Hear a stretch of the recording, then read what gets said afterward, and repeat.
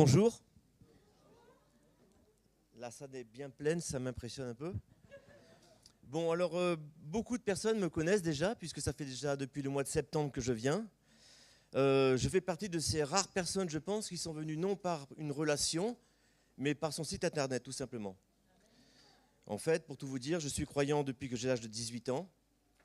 J'ai été baptisé catholique, comme beaucoup de monde, quand j'étais bébé. Et après ça, je n'ai plus jamais fréquenté l'église.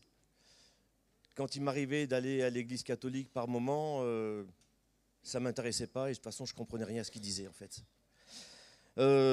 J'ai pourtant souvent lu les évangiles, mais je le faisais toujours sans vivre ma foi. J'ai toujours été spectateur, jamais acteur.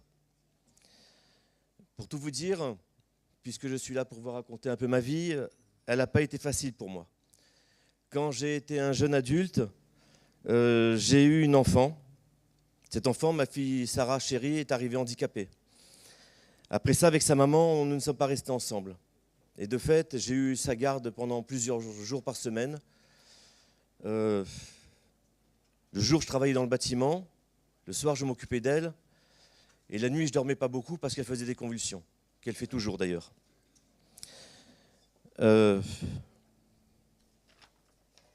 C'était vraiment difficile pour moi. Alors pour supporter ça, ça a duré plusieurs décennies en fait. Puisque ma fille a 36 ans maintenant. Je suis tombé dans une addiction terrible. Le soir, pour oublier que c'était dur, je fumais des joints. J'ai tellement fumé à un moment donné que Bob Marley s'est devenu un amateur à côté de moi. Et puis j'ai arrêté de fumer il y a quelques années. J'ai réussi à mettre un terme à ça. Et j'ai rencontré une femme il y a 10 ans à Saint-Maximin, c'est pour ça que je suis venu habiter ici. Et on a vécu ensemble pendant 10 ans et puis j'ai été trahi et abandonné. Et si des fois je pensais que la vie était difficile, sachez qu'on peut toujours tomber plus bas. J'ai vécu depuis 2 ans un cauchemar abominable. Alors dans mon petit appartement de Saint-Maximin, j'ai commencé à regarder les prédications sur YouTube. Et j'en ai regardé beaucoup, jusqu'au jour où je me suis décidé à chercher une église. J'ai simplement pris mon téléphone, j'ai cherché église évangélique et j'ai trouvé un Max de Vie. Je ne savais pas, je ne l'avais jamais vu. Je suis passé ici, je me suis dit, ah tiens, il y a une église ici, je ne l'avais jamais vue. Et donc finalement, en septembre dernier, j'ai cherché, je suis venu un mardi soir. Alors pour tout vous dire, je suis venu à reculons. Comme je n'avais jamais fréquenté d'église, j'étais prêt à m'enfuir tout de suite, quoi. Et je suis arrivé à l'entrée, tout doucement, en faisant quelques pas devant. J'allais repartir, et il y a Rudy, je ne sais pas où il est. Il est là-bas, là, Rudy, mon frère bien-aimé, qui est venu vers moi à toute vitesse, qui m'a attrapé. Et il a été tellement gentil avec moi. J'ai ressenti tellement d'amour de sa part que depuis, je suis resté. Voilà.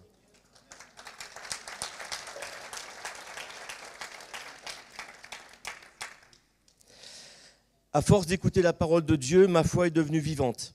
Et à chaque fois que je venais à l'église, j'en repartais un peu mieux. Je n'ai pas eu de véritable révélation comme certains, mais moi, à chaque fois que je venais, c'est comme si on me donnait, avec une pipette, quelques gouttes de médicaments. Et à chaque fois, j'allais un peu mieux. Quand je suis arrivé, il y a donc 7 mois maintenant, je vous promets que j'étais presque aussi mort que Lazare. Aujourd'hui, ça va beaucoup mieux. Grâce à l'Église, grâce à Jésus, grâce à Dieu et grâce à vous tous aussi. Et puis j'ai rencontré donc au début, quand je suis arrivé, Patrick, notre pasteur, qui a prié pour moi dès notre première rencontre parce qu'en fait, j'arrivais plus à dormir la nuit. J'avais des angoisses abominables. Ça me réveillait, j'étais secoué de tous les côtés. C'était un cauchemar. Donc Patrick a prié pour moi. Et le soir même, je suis rentré chez moi et à 9h, j'ai commencé à bâiller. Je me disais, tu ne peux pas te coucher maintenant parce que tu vas te réveiller et ça va être un cauchemar après. Donc tiens, et puis je ne pouvais pas rester réveillé. J'ai cru que j'allais m'évanouir debout, quoi. Je me suis couché et depuis je dors. Je n'ai plus d'angoisse.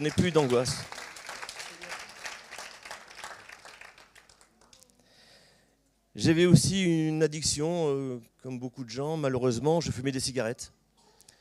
Et j'avais demandé à Patrick si je pouvais me baptiser en fumant des cigarettes.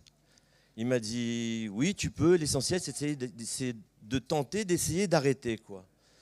Et il m'a dit, ben, si tu veux, on peut prier maintenant pour que tu arrêtes. Là, j'ai reculé d'un pas. Je me suis dit, oula, j'arrête ce soir, ça va être dur, là. Il a prié et j'ai arrêté de fumer.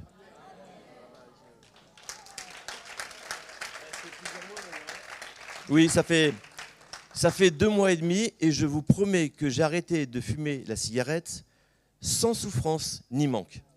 Et ça, c'est le plus étonnant pour moi. Depuis, je n'y pense plus. Je ne suis pas quelqu'un qui fume plus, je suis quelqu'un qui ne fume pas. C'est pas pareil. Pour finir, je dirais que j'ai souvent pensé ces derniers temps au passage de l'Ancien Testament dans lequel Dieu demande à Abraham de tuer son fils. Comme vous le savez tous, au dernier moment, Dieu a retenu la main d'Abraham. Mais il allait le faire, il allait obéir.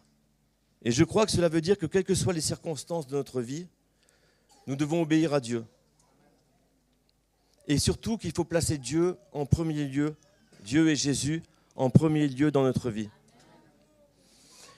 Peut-être même que l'unique raison de notre passage sur terre, c'est de mettre Dieu et Jésus en premier lieu.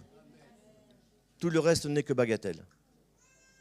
Alors aujourd'hui, par ce baptême, je décide de placer Dieu et notre Seigneur Jésus-Christ en premier dans ma vie. Jésus est le sauveur de ma vie.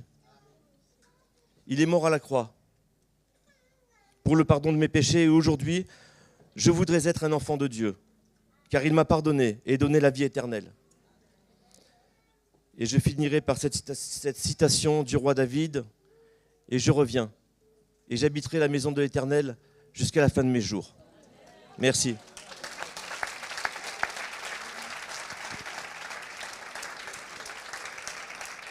Gloire à Dieu, hein. C'est un beau témoignage, hein. On bénit le Seigneur. J'ai vu vraiment le changement au fur et à mesure des réunions. C'est vraiment ce qu'il disait.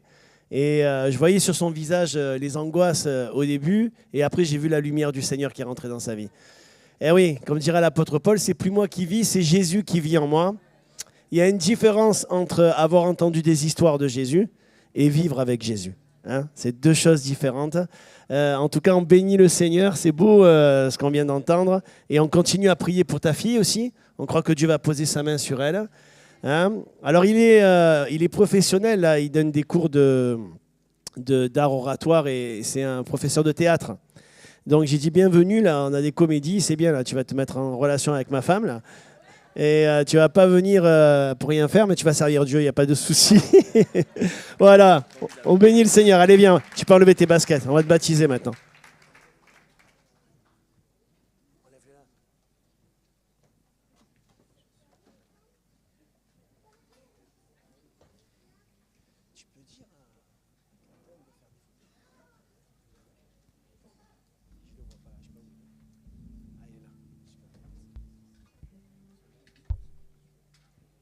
Allez, viens, mon frère.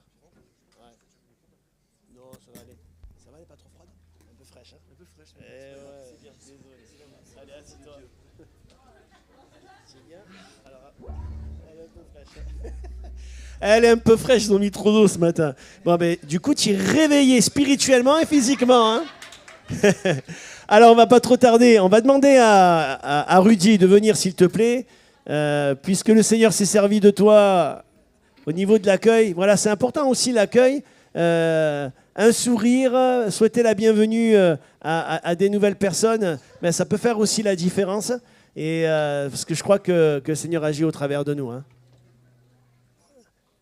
Allez, monte les escaliers. Vas-y, les enfants, ils vont te laisser une place, t'inquiète.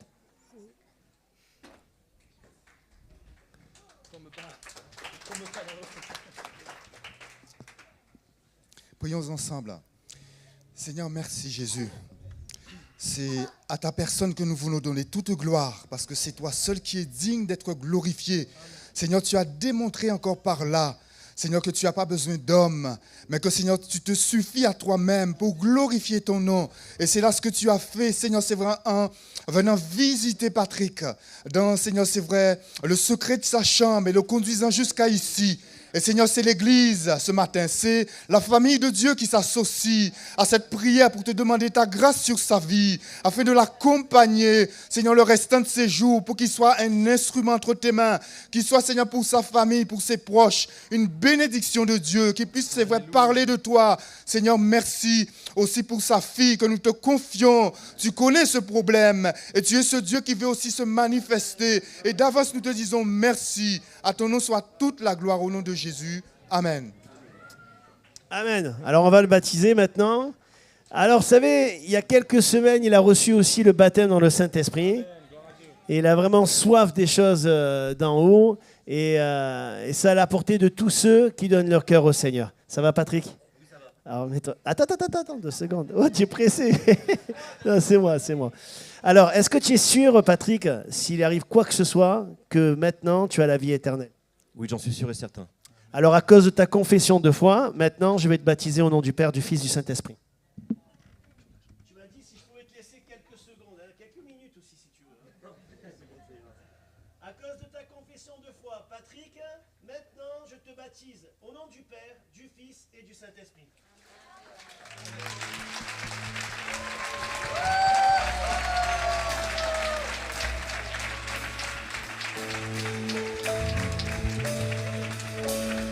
Amen, amen. Est-ce qu'on pourrait se lever ensemble? On va prendre ce chant et après on va louer le Seigneur.